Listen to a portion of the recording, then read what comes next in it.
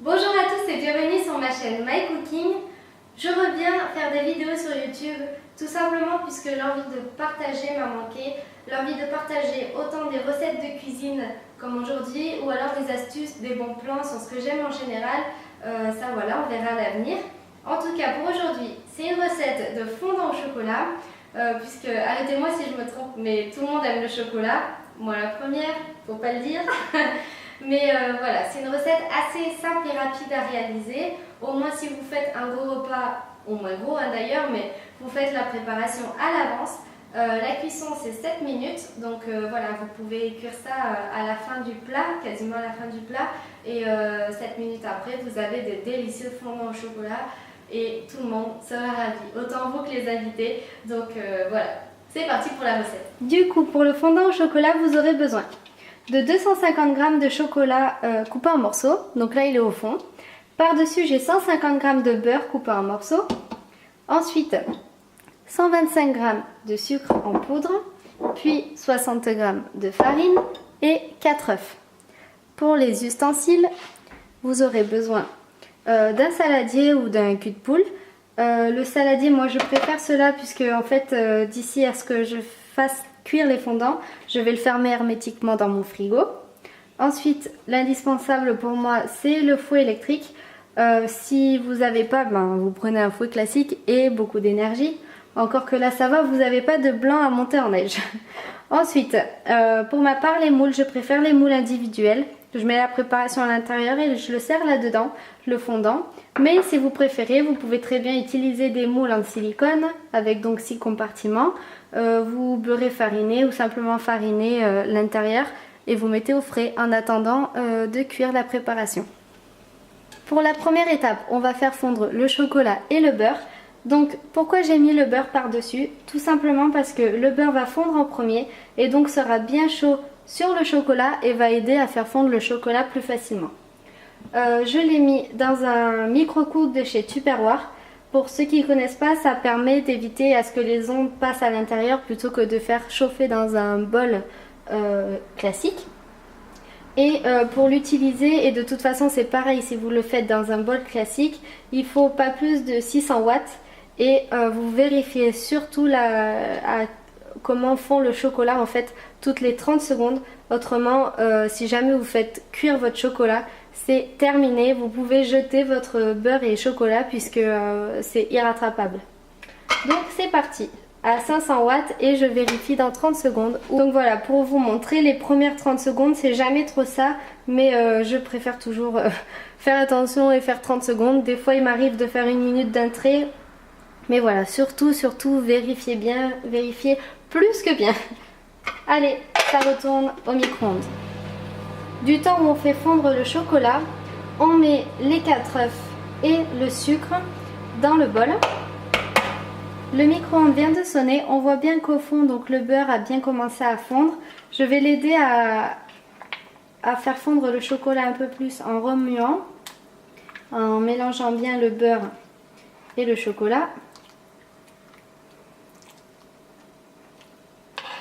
Voilà, et je remets 30 secondes au micro-ondes. Les 4 œufs sont à l'intérieur. Moi je préfère les casser et commencer à mélanger un petit peu. Bon, ça c'est une préférence personnelle, hein. Vous auriez très bien pu rajouter le sucre avant de casser les jaunes. Donc le micro-ondes a de nouveau sonné. Là le beurre a très bien fondu. On continue de mélanger. Et je ne sais pas si vous voyez, mais à l'aide de la maryse, le chocolat aussi fond en mélangeant bien le beurre. Je vais me mettre à plat pour ne pas faire de catastrophe. N'hésitez vraiment pas à mélanger. Voilà, là j'obtiendrai pas mieux. Je ne sais pas si ça se voit, mais les carrés de chocolat ont quand même pas mal réduit. Donc je vais remettre 30 secondes au micro-ondes. Et on reprend notre préparation. J'ajoute le sucre et là il faut blanchir les œufs. Le sucre va permettre d'éviter le goût fort du jaune d'œuf en fait.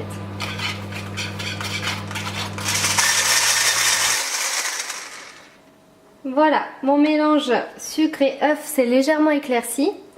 Entre temps, le micro-ondes a sonné, donc je vais récupérer le chocolat et le beurre fondu.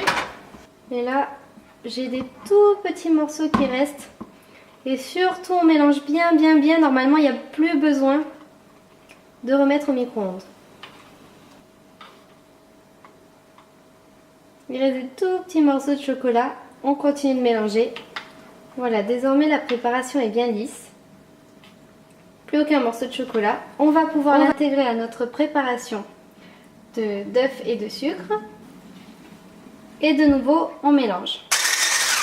Une fois que c'est bien mélangé, on rajoute nos 60 g de farine. Donc pour ceux qui ont le four électrique comme moi, mélangez d'abord comme ça une première fois. Sinon, vous allez vous retrouver avec la farine de partout dans la cuisine. Voilà, allez, c'est parti. Voilà, la préparation est terminée. Si jamais vous voulez le manger tout de suite, il faut l'enfourner à 200 degrés pendant 7 minutes. Autrement, si c'est comme moi pour les invités de ce soir, vous mettez au frais en attendant du coup de les sortir et on se retrouve à ce moment-là. On se retrouve pour la cuisson. Donc j'ai rempli mon récipient aux 3/4 et puis c'est parti, on le retrouve dans 7 minutes.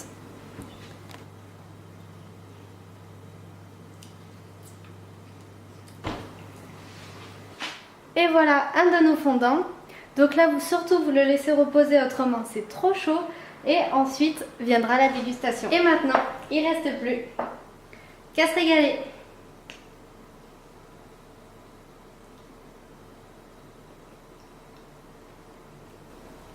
Petite parenthèse, je suis actuellement en train de monter les vidéos, donc celle des fondants au chocolat et puis celle de la semaine prochaine. Et je vois malgré moi que j'ai bâclé la fin de mes vidéos. Et c'est vraiment pas le but, c'est que je suis pas encore assez à l'aise le fait de refilmer les plans, etc. Comment mettre mon appareil photo, enfin bref. Je voulais vraiment pas vous laisser comme ça et du coup c'est pour ça que je fais cette petite parenthèse. Donc en ce qui concerne les fondants au chocolat, c'est la préparation pour 6 personnes. Mais dans les moules que je vous ai montrés, les moules individuels, voire même les moules à silicone, vous pouvez faire pour 7 voire 8 portions. C'est à accompagner de crème anglaise, voire même de glace à la vanille. Voilà en ce qui concerne le fondant au chocolat. Et pour ma part, vous pouvez me retrouver sur les réseaux sociaux Instagram et Facebook, même si Facebook, il faut vraiment que je les remette. Si vous avez des questions, n'hésitez pas dans les commentaires. Si vous voulez que je fasse des recettes aussi, n'hésitez pas. Si vous avez des suggestions, allez-y aussi. Voilà, je vous dis à très vite, hein, déjà à la semaine prochaine. Passez un bon week-end et salut!